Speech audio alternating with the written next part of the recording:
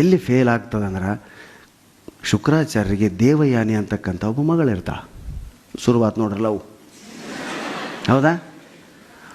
ಆ ದೇವಯಾನಿ ಇವ ಕಚ್ಚ ಆಕಿನ ಕೈ ಮುಗಿತಿರ್ತಾನೆ. ಆಕೆ ಏನು ಕೆಲಸ ಹೇಳ್ತಿರ್ತಾಳೆ ಕೆಲಸ ಮಾಡ್ತಿರ್ತಾನೆ.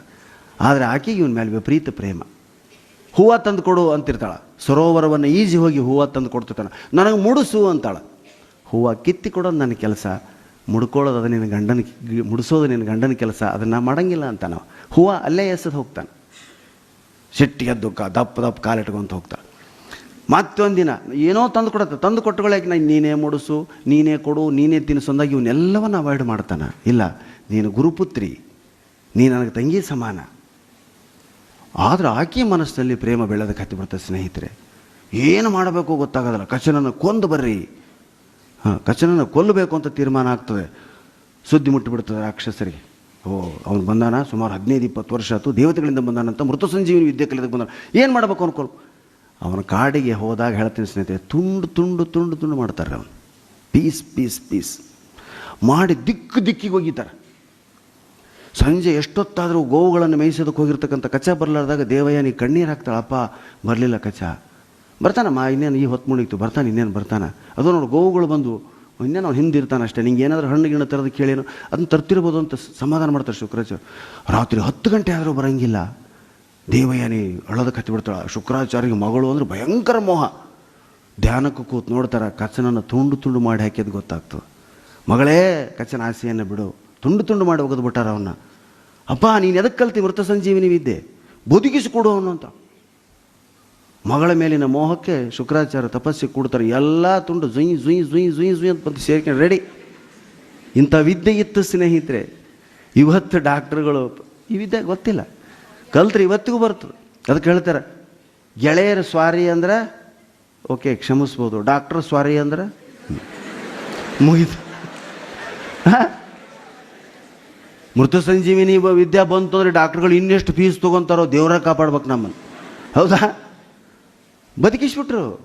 ಮತ್ತೆ ಕಚ್ಚ ಮರುದಿವ್ಸ ಮತ್ತೆ ರಾಕ್ಷಸ, ಇವು ನೀನೇ ಹೊಡೆದಕ್ಕೆ ಹೊಂದಿದ್ವಿ ಅವನು, ಮತ್ತೆ ಬಂದ ಗೊತ್ತಾಗ್ಬಿಟ್ಟು ಶುಕ್ರಾಚಾರ್ಯ ಬದುಕಿಸ್ಯಾರಿ ಅವನು.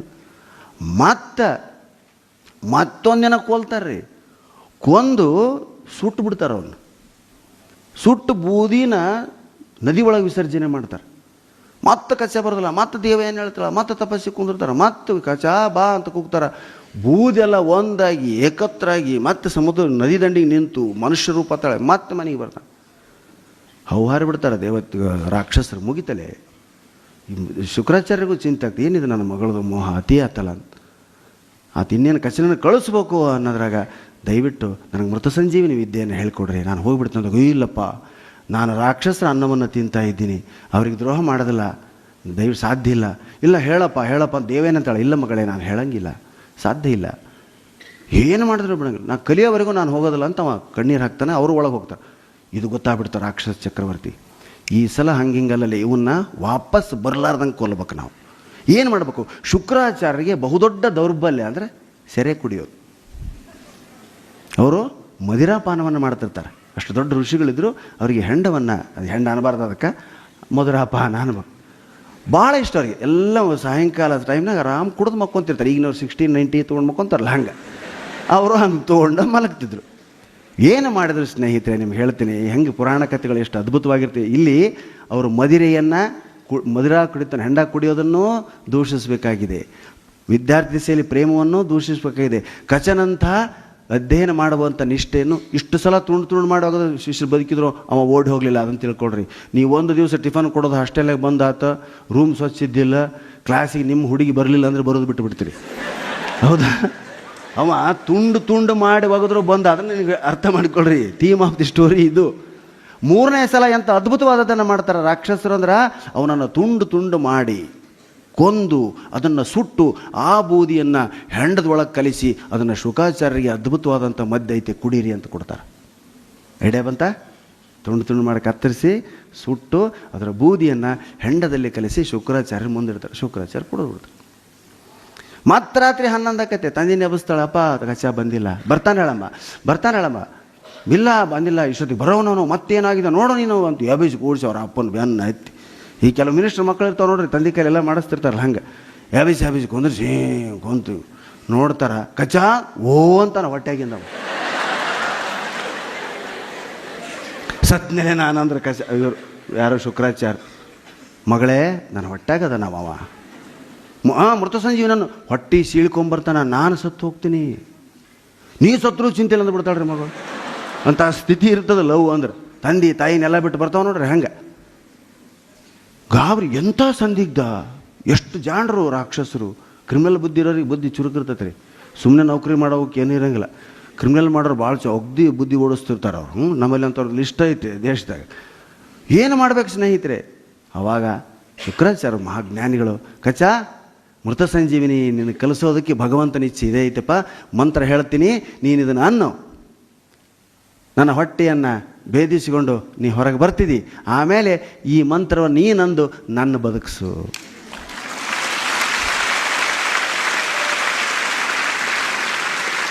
ಹೆಂಗಿದೆ ಸ್ನೇಹಿತರೆ ಟೆಕ್ನಾಲಜಿ? ಸರಿ, ಬೋಧಿಸ್ತಾರ ಶುಕ್ರಾಚಾರ್ಯರು. ಶ್ರದ್ಧೆಯಿಂದ ಒಳಗಡೆ ಇದ್ದಕ್ಕಂಥ ಕಚ ಅದನ್ನು ಕಲಿತಾನೆ, ಹೊಟ್ಟೆ ಸೀಳ್ಕೊಂಡು ಹೊರಗೆ ಬರ್ತಾನೆ. ಮುಗಿತ್ಬಿಡಿ ಇನ್ನೇನೇ ಗುರುಂದಂತಾನೆ ಹೋಗಲಿಲ್ಲವ. ಗುರುವಿಗೆ ಮಾತು ಕೊಟ್ಟಿದ್ದ, ಮತ್ತೆ ಆ ಮಂತ್ರವನ್ನು ಅಂದು ಗುರುಗಳನ್ನ ಬದುಕಿಸಿದ ಸ್ನೇಹಿತರೆ. ಶಿಷ್ಯನಿಂದ ಗುರು ಬದುಕಿದಂಥ ಉದಾಹರಣೆ ಜಗತ್ತಿನ ಯಾವ ಇತಿಹಾಸ ಸಾಹಿತ್ಯದಲ್ಲಿಲ್ಲ. ಅದು ನಮ್ಮ ಮಹಾಭಾರತ ರಾಮಾಯಣಗಳ ಕಥೆಗಳಲ್ಲಿ. ಮತ್ತು ಗುರು ಬದಿಸಿ ಅವಾಗ ಹೇಳ್ತಾರೆ, ನಿನ್ನ ನಿಷ್ಠೆಯನ್ನು ಮೆಚ್ಚಿದೆ ಕಚ, ನಾನು ಎಷ್ಟು ತುಂಡು ಮಾಡಿದ್ರಪ್ಪ ನಿನ್ನ. ಒಂದು ಸಲ ಕಾರ್ಪೊರೇಷನ್ ಎಲೆಕ್ಷನ್ನಾಗ ಸೋತ್ರ ಊರೆಲ್ಲ ಸೂಡ ಮಂದಿ ಐತಿ ಈಗ.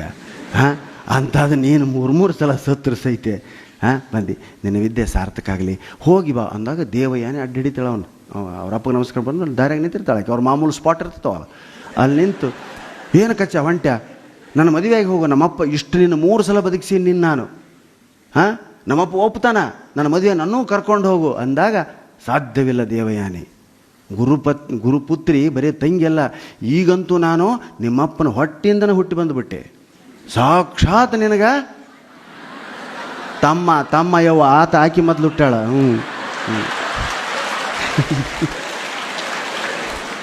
ನೋಡ, ಅಣ್ಣ ಯಾವಾಗ ಹುಟ್ಟತಾನ ತಮ್ಮ ಯಾವಾಗ ಹುಟ್ಟತಾನ ಗೊತ್ತಿಲ್ಲ ನಮ್ಗೆ.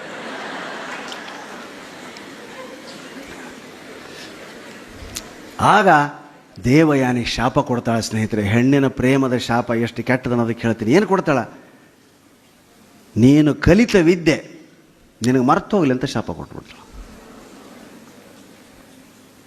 ಅವನೂ ಶಾಪ ಕೊಡ್ತಾನೆ. ನೀನು ಬ್ರಾಹ್ಮಣ ಕನ್ಯೆ ಆಗಿದ್ರೆ ಸಹಿತ ನೀನೊಬ್ಬ ಭೋಗಿ ಅರಸ ಕ್ಷತ್ರಿಯನ ಮದುವೆ ಆಗು, ಭೋಗದ ಲಾಲಸೆಗೆ ನಾನು ಏನು ಅನ್ನೋ ಪರಿಕಲ್ಪನೆ ನಿನಗಿಲ್ಲ, ನೀನೊಬ್ಬ ಭೋಗಿ ಅರಸನನ್ನ ಮದುವೆ ಆಗು, ಆ ಅರಸನಿಗೆ 1000 ಮಂದಿ ಹೆಂಡಂದಿರ್ತಾರಂತ ಹೇಳಿ, ಅವರೊಳಗೆ ನೀನು ಒಬ್ಬಕ್ಕೆ ಆಗ, ಇಬ್ಬರು ದಿಕ್ಕಪಾಲ.